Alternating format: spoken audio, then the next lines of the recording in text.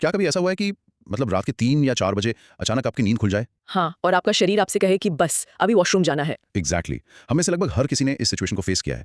और आमतौर पर हमारी प्रतिक्रिया क्या होती है? हम झुंझला जाते हैं। बिल्कुल, एकदम इरिटेट हो जाते हैं हम। हाँ, हम सोचते हैं कि यार हमारी नींद खराब हो गई, या शायद सोने से पहले हमने कुछ ज्यादा ही पानी पी लिया था। बहुत ही आम बात है ये। तो आज के हमारे इस डीप डाइव में हम इसी टॉपिक पर बात करने वाले हैं। और आधुनिक चिकित्सा विज्ञान या कह लें हमारी अपनी जो समझ है उसके अनुसार तो ये एक बहुत ही यांत्रिक और साधारण सी बायोलॉजिकल प्रोसेस है। सही कहा, शरीर में पानी ज्यादा हो गया, ब्लैडर भर गया तो भाई उसे खाली करना है। एकदम सिंपल लॉजिक लगता है ना। लेकिन आज हम जिस सोर्स को एक्सप्लोर कर रहे हैं वो YouTube channel Radhe Radhe 108M के एक वीडियो का बहुत ही दिलचस्प हिस्सा है। बहुत ही ज्यादा दिलचस्प। हाँ, तो आज का हमारा मिशन ये समझना है कि क्या हुआ अगर ये कोई शारीरिक खामी या नींद की खराबी न होकर प्रकृति द्वारा सेट किया गया एक अलार्म क्लॉक हो। एक प्राकृतिक अलार्म क्लॉक, क्या बात है। हाँ, कल्पना कीजिए कि आपके पास एक ऐसा अलार्म क्लॉक है जिसे आपने अपने फोन पर सेट नहीं किया है, बल्कि वो खुद कुदरत ने सेट किया है। और जब ये बजता है तो इसका कोई स्नूज बटन नहीं होता। ये जो नजरिया है ना, ये सच में हमारे सोचने के तरीके को पूरी तरह से पलट देता है। बिल्कुल। मतलब हम अक्सर शरीर को एक मशीन की तरह देखने के इतने आदी हो चुके हैं। हाँ, इनपुट और आउटपुट वाला सिस्टम। एग्जैक्टली हम हर शारीरिक क्रिया को बस एक मैकेनिकल जरूरत मान लेते हैं। ये दृष्टिकोण बहुत ही आरामदायक लगता है क्योंकि इसे समझना बहुत आसान है। लॉजिकल लगता है काफी। हाँ, लेकिन आज हम वीडियो के जिस हिस्से पर चर्चा कर रहे हैं वो इस विशुद्ध रूप से जैविक नजरिए से बाहर निकलकर एक बहुत ही गहरे प्राकृतिक और आध्यात्मिक ढांचे में प्रवेश करने की बात करता है। और यही बात इस सोर्स को इतना यूनिक बनाती है। ये एक रोजमर्रा की कह सकते हैं थोड़ी झुंझलाहट पैदा करने वाली असुविधा को ज्ञान प्राप्ति की एक सीढ़ी में बदल देता है। सही कहा। तो चलिए इसे थोड़ा सुलझाते हैं। इस पूरे विचार के सेंटर में एक बहुत ही स्पेसिफिक टाइम फ्रेम है। रात के 3 बजे से लेकर सुबह 5 बजे तक का समय। हाँ, अब हम में से ज्यादातर लोग इसे आधी रात का वो समय मानते हैं जब नींद सबसे गहरी होनी चाहिए। मतलब ये वो वक्त है जब हमारा शरीर खुद को रिपेयर कर रहा होता है और बाहर एकदम सन्नाटा होता है। बिल्कुल। लेकिन इस सोर्स में इस विशिष्ट समय को एक खास नाम दिया गया है, ब्रह्म मुहूर्त। हाँ, और ये कोई नया शब्द नहीं है। ब्रह्म मुहूर्त भारतीय दर्शन और आयुर्वेद की एक बहुत ही प्राचीन अवधारणा है। इसे अगर शाब्दिक रूप से देखें तो ये ब्रह्मांड का समय या सृष्टिकर्ता का समय है।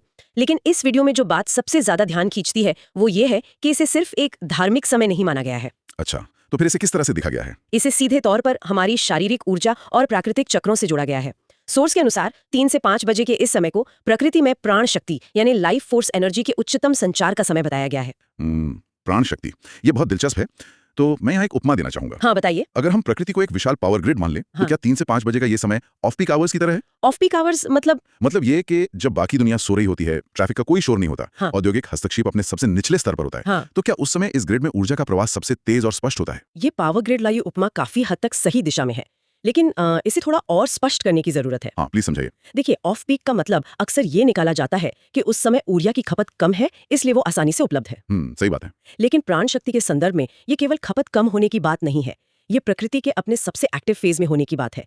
आधुनिक विज्ञान भी मानता है कि इस समय वातावरण में कुछ बदलाव होते हैं। जैसे कि तापमान का गिरना। एग्जैक्टली, तापमान गिरता है, हवा में एक खास तरह की शुद्धता होती है, और इस दर्शन के अनुसार यह वो समय है जब ब्रह्मांडीय ऊर्जा, कॉस्मिक एनर्जी पृथ्वी के वायुमंडल में सबसे अधिक प्रवेश करती है। तो ये तो एक अजीब सा पैराडॉक्स हो गया। बिल्कुल, इंसान के लिए यह गहरी नींद का यानी सबसे कम एक्टिविटी का समय हो सकता है, लेकिन प्राकृतिक दुनिया के लिए यह अधिकतम जीवन शक्ति और ऊर्जा के पीक पर होने का समय है। लेकिन यहीं पर मुझे थोड़ी उलझन होती है, और मुझे यकीन है कि जो भी इस डीप डाइव को सुन रहे हैं वे भी शायद यही सोच रहे होंगे। क्या उलझने? मतलब अगर प्रकृति अपनी ऊर्जा के चरम पर है तो क्या उससे हमें शांति से सोने नहीं देना चाहिए ताकि हम उस ऊर्जा को एब्जॉर्ब कर सकें? ये एक बहुत ही वैलिड सवाल है ना? इसके बजाय शरीर हमें एक अजीब सी असुविधा देकर जगा देता है, खासकर तब जब वॉशरूम जाने का प्रेशर फील होता है। ये बहुत थका देने वाला होता है। हाँ, हम तो ये सोचते हैं कि अरे यार फिर से उठना पड़ा। वही तो, हम इसे बढ़ती उम्र या कमजोर मूत्राशय या किसी मेडिकल कंडीशन से जोड़कर देखते हैं। हम हर बाथरूम ट्रिप को एक गहरा आध्यात्मिक बुलावा कैसे मान सकते हैं? यहाँ हमें एक बहुत ही बारीक लाइन खींचनी होगी।